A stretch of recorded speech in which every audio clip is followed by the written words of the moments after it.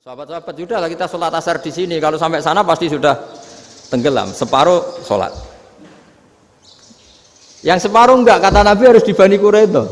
Ya sudah nunggu di Bani Quraidah meskipun matahari sudah tenggelam. Sehingga cerita dua kelompok ini matur, ya Rasulullah kita ngalami ini perdebatan gini-gini.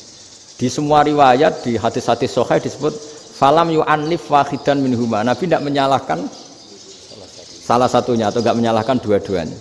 Itu bahasa Indonesia juga ribet, yang benar gimana itu? Enggak menyalahkan salah satunya, apa enggak menyalahkan dua-duanya? Gimana bahasa benarnya?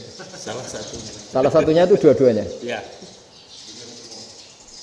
Enggak, kalau bahasa Indonesia tidak menyalahkan Kedua-duanya. Kedua-duanya apa salah satunya yang benar? Kedua-duanya. Kedua-duanya. Bahasa Indonesia itu ya kadang ruwet ya.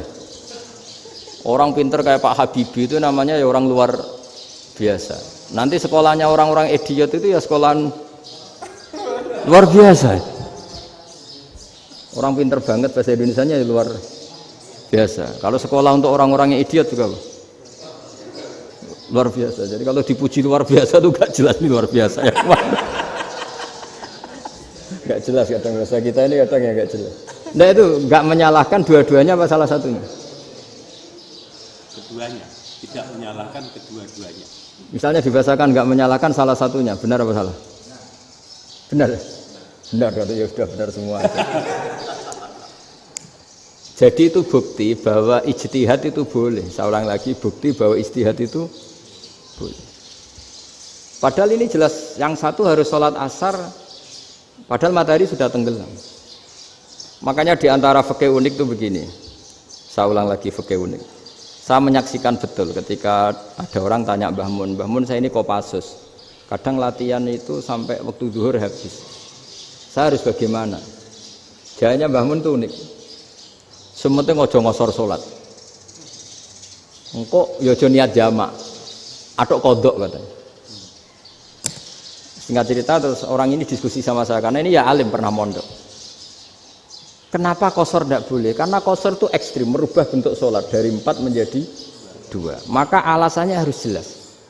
Harus jelas itu orang yang latihan di Kopassus itu kan dia sudah berasrama di situ. Berarti dia sudah tidak musafir karena asramanya di situ, sudah mukim. Kalau dia qashar itu merubah bentuk sholat dari 4 menjadi 2. Merubah itu ekstrim. Tapi kalau dia qadha itu hanya mengakhirkan sholat dari waktunya. Kira-kira kalau kamu jadi malaikat ekstrim mana? Merubah sama menunda? Ekstrim merubah kan? Karena 4 menjadi 2. Terus ojo jamak takdim tapi jamak takhir. Itu juga penting. Bagi pengkaji fikih itu penting. Kalau jamak takhir itu salah-salah sidik ora pati popo. Kenapa? Kan mirip duhur qadha. Kalau jamak takhir kan. Tapi kalau jamak takdim asar kok di waktu duhur, ekstrim mana?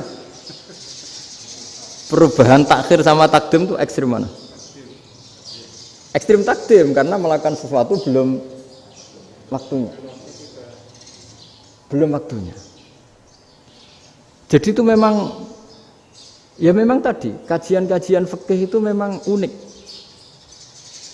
Karena bagi ahlinya, saya ulang lagi tapi ini saya ulang lagi bagi ahlinya. Makanya ketika Nabi menjamak sholat ketika nusuk, ketika haji itu kata Imam Syafi'i lis safar. Karena Nabi pergi jauh karena rumahnya Madinah. Tapi resikonya fatwa itu adalah orang Mekah nggak boleh jamak karena kawasannya nggak sampai 90 kilo lah kalau sekarang mungkin. Tapi kalau tahu Imam Malik nggak, jalin nusuk sehingga orang Mekah pun yang haji ya boleh jamak karena alasan jamaknya karena nusuk, karena haji bukan karena jarak. Terus diteruskan lagi. Kalau karena pergi boleh jamak, memangnya pergi itu kenapa? Karena repot. Nah itu masalah kan masakoh. Nah, terus mulai ada orang-orang yang ngawur kan resepsi jamak ribet. Wes resepsi duit utangan kan capek. Wah itu sudah jamak. ribet kan. Jadi kalau sudah illatul hukmi itu sudah mesti bikin masalah. Kalau sudah illatul hukmi itu pasti bikin masalah. Nah, pertanyaannya, jamak itu masih gampang karena bentuknya sholat masih 4. Yang ekstrim kalau qasar karena bentuk sholat 4 menjadi 2. Maka kata Mbah Mun pesennya, nak kue ra mesti benere, jika alasan itu tidak mesti benarnya. Pokoknya sementing tidak qasar katanya.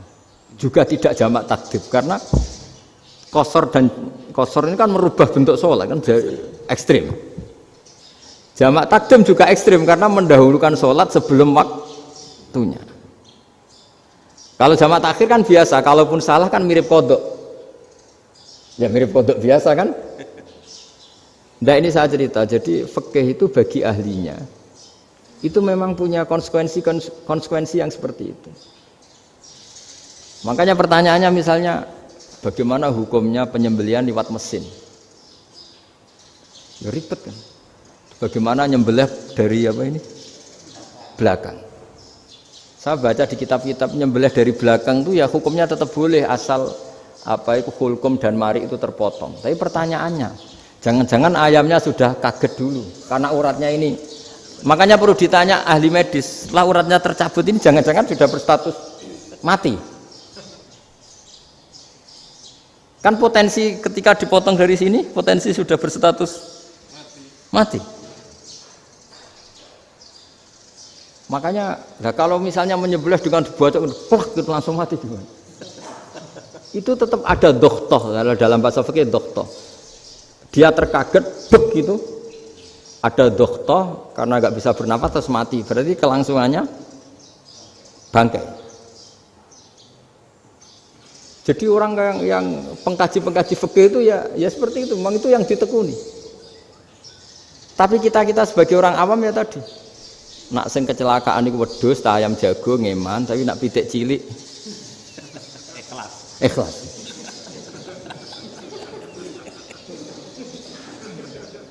Makanya ada pertanyaan orang-orang, saya pernah ditanya itu ya bingung tenan. Gus, kalau ada orang mati oplosan misalnya, jenengan datang sholat enggak? Ya datang sholat kan dia orang mukmin, saya tetap sholat. Kenapa?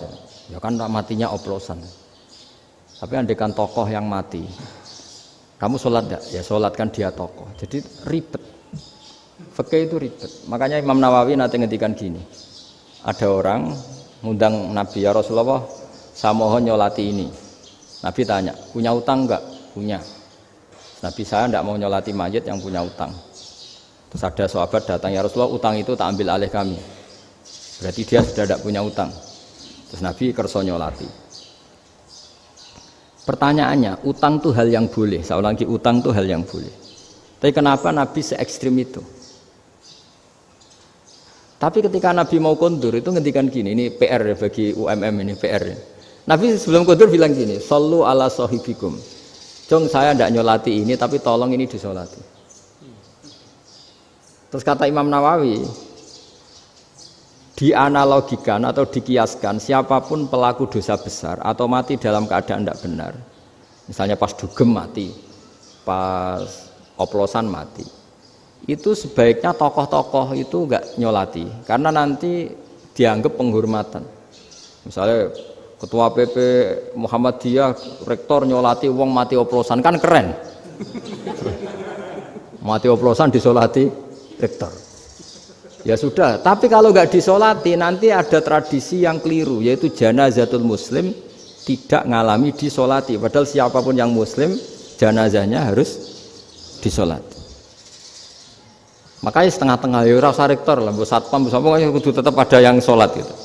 Itu kata Imam Nawawi. Jadi ketika ada orang mati nggak benar, itu sebaiknya tokoh-tokohnya nggak ikut nyolati, tapi awamun nas orang kebanyakan ikut